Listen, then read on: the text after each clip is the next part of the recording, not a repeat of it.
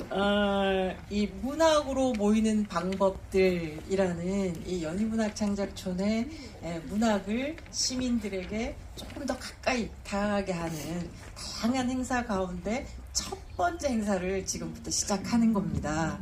그래서 사실은 문을 잘 열어야 합니다. 저희 이 세션 이름은 페이지 위의 삶이라는 이렇게 아주 문학적인 그런 타이틀을 가지고 시작하게 됐어요. 페이지 위의 삶이라고 할 만큼 오늘 모신 세 분 선생님은 평생을 거의 반세기 이상을 글과 씨름해 오신 한국 문학의 삶 증인들이세요. 저기 관계자분 두 분 선생님도 계시는데 박수 한번 부탁드립니다. 실장님과 이 기획실장님 두 분 모셨습니다. 오늘 이 자리를 마련하느라고 이 연희문학창작촌 너무 많은 선생님들 또 고생을 해주셨어요. 선생님들 덕분에 이런 자리를 마련할 수 있는 것 같아서 먼저 감사하다는 말씀도 드리겠습니다.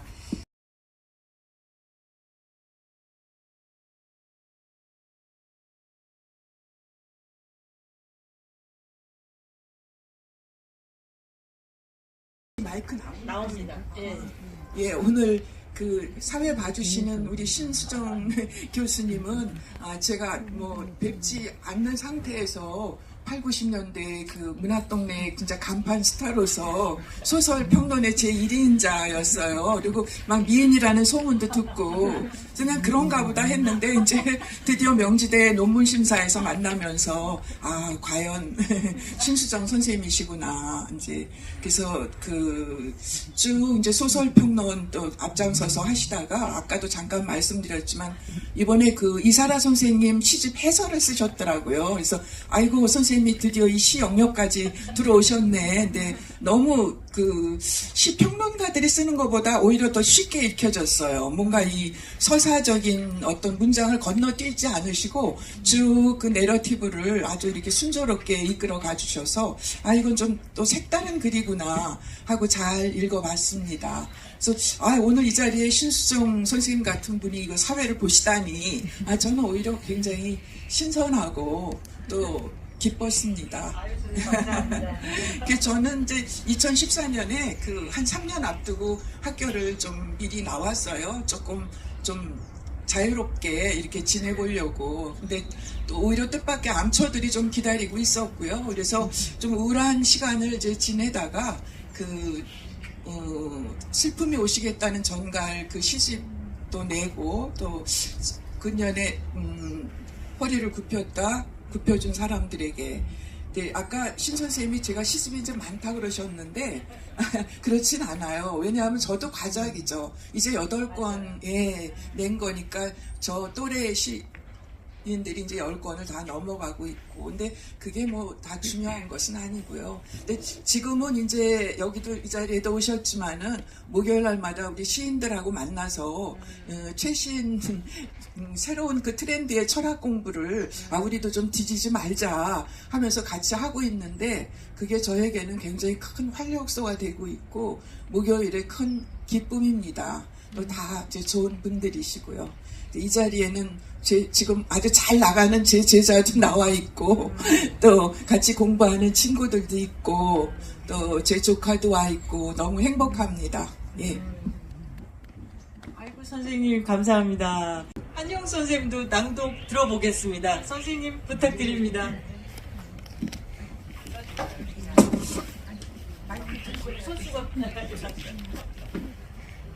선생님 그럼 이 시 읽고 조금 네, 선생님 말씀도 한 편만 우선은 하나하나 따로 하셔도 좋습니다. 아니면 두 편 다 하시고 하셔도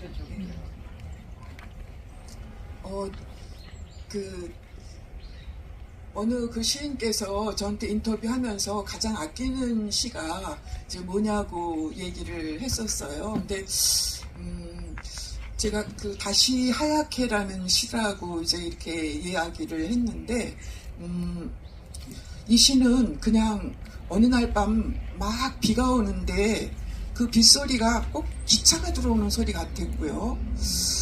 그래서 일어나가지고 이제 단번에 이 시를 썼어요. 그래서 기차 소리와 빗소리가 이제 교직이 되면서 어떤 내가 기다리는 것과의 그 관계를 한번 비와 기차와 내가 기다리는 것, 그런 그 삼각형을 가지고 이 시를 썼는데, 이제 물론 매만진 부분은 있죠. 그러나 거의 그대로 이 내려갔던 이제 시고요. 이 시가 발표되고서 뭐 좀 작품상에도 오르고 그러긴 했는데 작품상을 받지는 못했지만 여기저기서 그 거론을 해주셔가지고 굉장히 공감을 해주셨구나, 이런 시입니다. 다시 하얗게.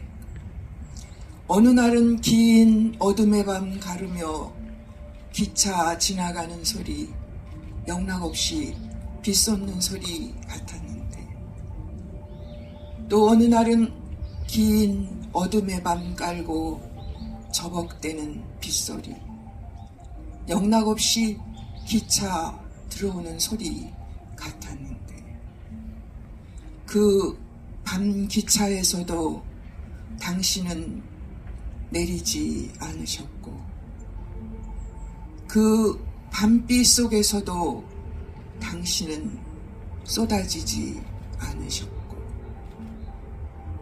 뛰쳐나가 우두커니 섰던 정거장엔 얼굴 익힌 바람만 쏴하였습니다. 다시 하얗게 칠해지곤 하는 날들, 맥없이 눈이 부시기도 하고 우물우물 밥이 넘어가기도 했습니다. 예. 이 시에는 무언가를 기다리는 사람의 그런 그 낭망한 얼굴과, 그래도 뭐 살기 위해서 우물우물 밥을 넘겨야 하는 그런 그 삶의 어떤 한 구퉁이의 모습, 그래서 기다리면 계속 다시 시작되는 거죠. 왜냐하면 다시 캔버스는 하얗게 칠해지니까.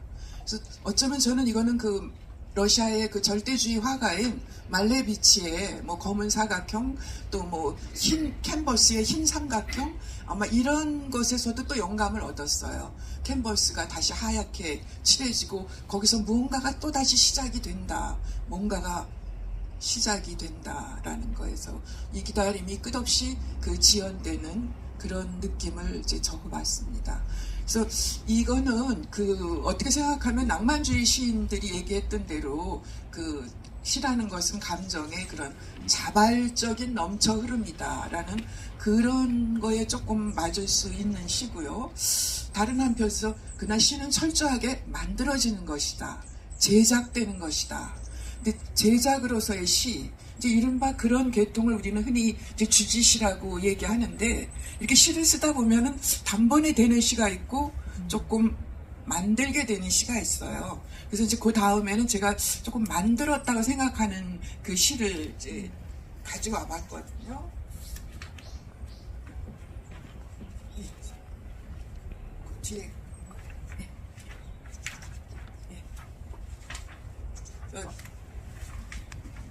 이번 그 새 시집에 실었던 시인데요. 이거는 이제 입장 속으로, 우리 각자 이제 입장이 있잖아요. 네, 너의 입장이 있고 나의 입장이 있고, 네, 다 입장이 틀리고 입장을 바꿔서 생각해보라. 우리가 이제 이런 말도 하게 되고, 뭐 그렇게 입장을 바꿔서 생각해보면 이해 안 될 그런 일이 없겠죠. 그냥 그러기는 굉장히 힘들고, 저는 이제 그 한 철학자의 글에서 한 인생, 다른 사람에게 관여한다는 거, 관여, 그것은 어떤 것인가, 이제 이런 것들을 많이 생각했어요. 그리고 저도 이제 나이 들어서 더욱더 다른 사람의 인생에 좀 따뜻한 그런 관여자가 돼야 될 텐데 나는 과연 그랬는가 하면서 제가 도움을 주어야 될 어떤 사람을 찾아가는 그 광경을 쭉 시로 적어봤어요. 근데 나는 그렇게 따뜻한 관여자는 아니다. 관여하려고 애를 쓰면서 다른 사람에게 스며가려고 그거를 노력하는 그런 일단이라 그럴까요? 이제 그런 겁니다. 입장 속으로 만나러 가고 있는 중이다. 도움을 주어야 할 입장이다. 걸음이 새털처럼 가볍다고 할 순 없다. 어디까지 관여해야 훈훈할 것인가. 화근이 될 수도 있을 것이다. 받았다는 기억은 시간이 흐른 뒤 여러 가지 태도를 낳기 때문이다. 한 태도 때문에 밤샘을 한 적도 있다. 그래도 만나러 가고 있는 중이다. 말없이 오래 안아주는 느긋한 천성을 오래 부러워만 하며 살아왔다. 입장을 바꿔보라는 귀한 조언을 여러 번 귀하게 쓴 적이 있을 뿐 땀을 흘리며 관여한 적은 없었다. 거의 다 와가고 있는 중이다. 그의 입장 속으로 입속의 사탕처럼 혹은 눈이 녹듯 입장하려 애씁니다. 걸음이 점점 빨라지고 있는 건 아니다. 제가 그의 입장 속으로 빨리 스며들지는 못하지만 제가 이제 노력하고 있는데요. 제가 이제 더욱더 다른 사람의 인생에 긍정적으로 관여해야 되는데 그동안의 내 관여의 그 삶을 한번 이렇게 반성해 보면서 거의 만들었다고 해도 과언이 아니에요. 예. 이제 이렇게 해서 시는 만들어지기도 하고 쓰여지기도 합니다. 네.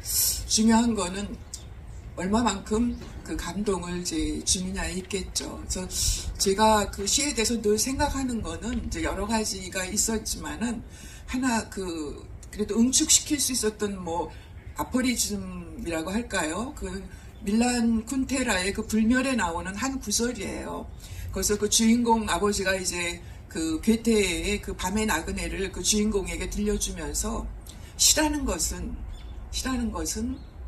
존재의 한순간을 견딜 수 없는 것이 되게 하고 영원한 노스탈자에 젖게 하는 것이다. 그 말이 저는 정말 시라는 거는 지금 이 순간도 우리들 생의 한순간인데 어느 한순간을 정말 뭐라고 말할 수 없는 이렇게 햇살을 받으면서 소나무 아래서 이렇게 시 이야기를 하고 이거는 뭔가 이 순간을 뭔가 여러분에게 견딜 수 없는 것이 되게 할 정도의 그 정감은 주지 못했지만은 전 이제 그런 시를 좀 쓰고 싶습니다. 너무 욕심이 많죠. 네, 감사합니다. 감사합니다, 교수님. 저기 1979년에 냈거든요. 근데 그 해는 이제 박정희 대통령이 이제 시에 있었고 또 문학적인 사건으로는 이문열의 사람의 아들 기독교 쪽에서 기독교를 이제 모티브로 한 거, 그리고 불교를 그 모티브로 한 거에는 김성동의 그 만다라가 있었어요. 그래서 저는 이제 그 두 권의 그 소설을 다 읽으면서 그 만다라 속의 주인공을 사랑하기도 하고 사람의 아들 속의 민요섭을 지독하게 사랑했어요. 예, 그런 인물들에 대한 사랑, 이런 것들이 이제 제 시의 모티브가 됐던 것 같아요. 이제 유난히 제 시에 좀 연시가 많았는데 그거는 아까 우리 상미 시인처럼 직접적인 연애를 경험해서 쓴 건 아니고 저는 어디까지나 정말이세요? 네, 정말이에요. 다시 하얗게 해서 기다리는 당신처럼 늘 제가 바라보고 있는 어떤 그 대상이죠. 저를 살아가게 하는 이제 그런 거에서 이제 그 79년에 그리고 또 박경리 선생의 그 토지가 그 현대문학에서 연재되다가 문학사상으로 옮겨왔든가 그게 이제 저한테는 그때 그냥 문학적 사건이에요. 제가 그 20대 후반에서 30대로 넘어가던 그 시기에.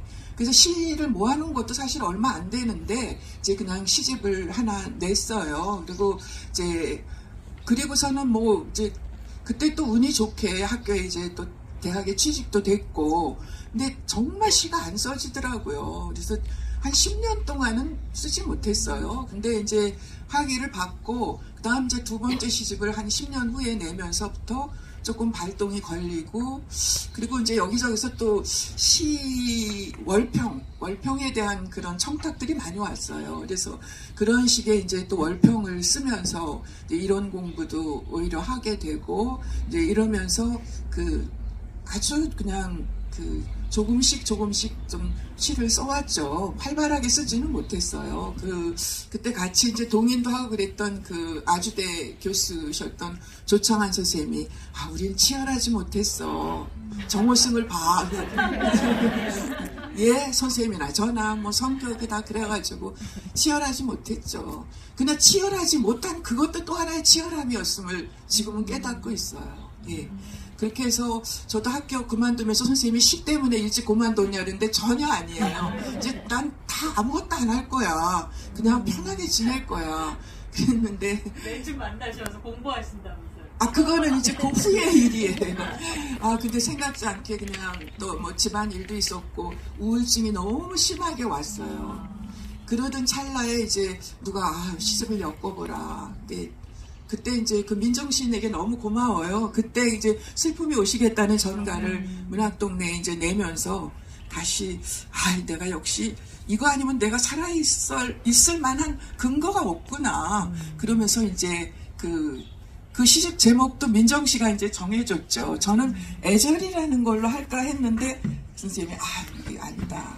그래가지고 이제 슬픔이 오시겠다는 전갈로 했고, 근데 이제 애절이라는 이제 시를 이제 쓰게 됐는데, 그건 이제 저희 남편에게 바치는 시였어요. 남편이 많이 아팠을 때. 근데 요번에 그 김창원 선생이 이제 그걸 작곡을 해가지고, 그 우리 김상미 시인의 또 오렌지. 그래서 요번 그 11월 15일 날 그 강남에서 그 작곡 발표회를 해요. 산울림 거기서. 그래서 10곡인가 발표하는데 제 애절이라는 시도 거기에 뽑혀가지고 이제 발표를 하게 됐어요. 저희 남편이 이제 눈썹이 유난히 시커멓고 입술은 막 이제 나이가 드니까 점점 입술이 없어지더라고요. 근데 그래서 그 눈썹은 눈썹대로, 입술은 입술대로 냉혹하게 짙어오네.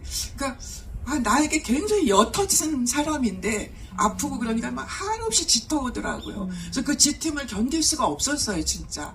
그래서 그 시도 아까 다시 하얗게처럼 단번에 쓴 시였거든요. 그래서 이 짙음을 하얗게 견디라 하네 하면서 맨 처음에 짙음이라고 할까 하다가 그러면 너무 호소력이 없을 것 같아서 그냥 애절로 그냥 너무 직방으로 갔죠. 너무 애절이라는 제목 사실 청승맞은데 그냥 한번 그렇게 써봤습니다. 선생님, 앞으로 그래요, 선생님.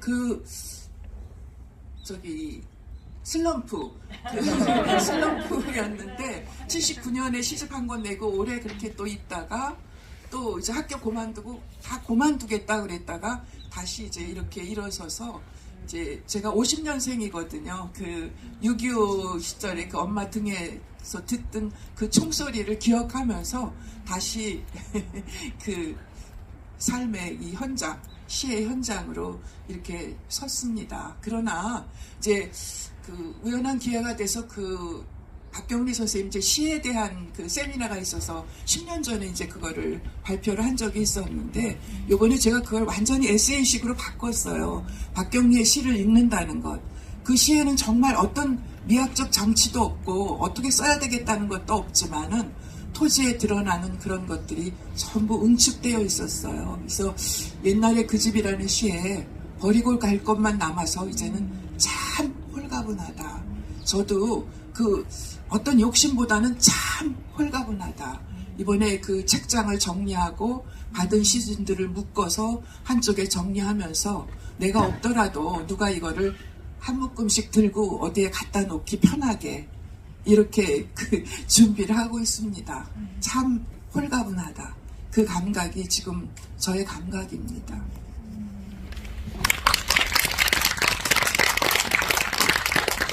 박수 한 번만 더 부탁드립니다. 감사드립니다.